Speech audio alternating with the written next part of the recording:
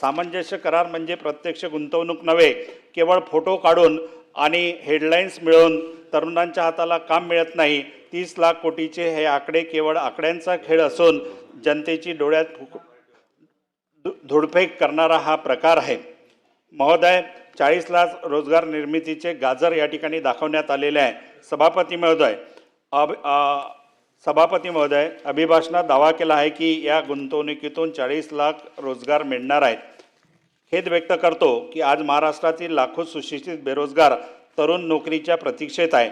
कंत्राटी भरती आणि पेपरफुटीमुळे तरुणांचे भविष्य उद्ध्वस्त होत असताना अशा काल्पनिक 40 लाख रोजगाराच्या बाता मारणे हा तरुणांचा अपमान आहे।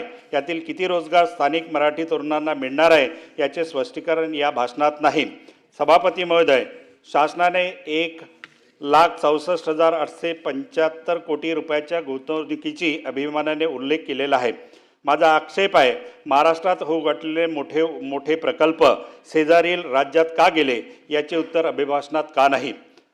डिजिटल राज्यपालाच्या अभिभाषणामध्ये सरकारी कर्मचाऱ्याच्या सेवाविषयक माहितीच्या संगणकीकरणासाठी डिजिटल पर्यावरण प्रकल्पाचा जो गाजावाजा केला आहे तो वाचून आम्हाला खेद वाटतो। या ठिकाणी सभापती महोदय, कर्मचाऱ्याच्या नियुक्तीपासून सेवानिवृत्तीपर्यंतची माहिती एका पोर्टलवर आणण्याची घोषणा करण्यात आलेली आहे।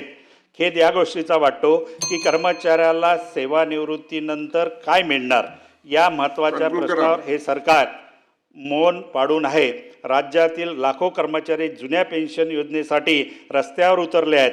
डिजिटल पोर्टलवर निवृत्तीची तारीख दिसेल, पण निवृत्तीनंतरचे आर्थिक संरक्षण सरकार या ठिकाणी देणार आहेत का?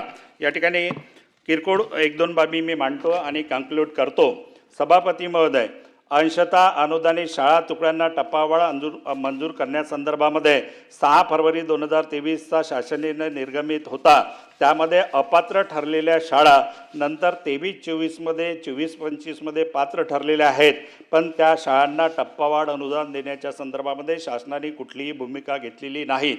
सभापती महोदय, 8 ऑक्टोबर 2024च्या शासन निर्णयानुसार समग्र शिक्षा अंतर्गत करार तत्वावरील 31 ते 5 कनिष्ठ कर्मचाऱ्यांचे सेवेत समायोजन कायमस्वरूपी समायोजन केले, परंतु वरिष्ठ 3,378 कर्मचाऱ्यांना समायोजनाच्या प्रतीक्षेत ठेवलेले आहेत। हिवाळी अधिवेशनामध्ये त्यांनी आमरण उपोषण केलं। त्या संदर्भात शासनाने एक अभ्यासगट नेमला, परंतु अजूनही त्या कर्मचाऱ्यांना सेवेत कायम केलेले नाहीत।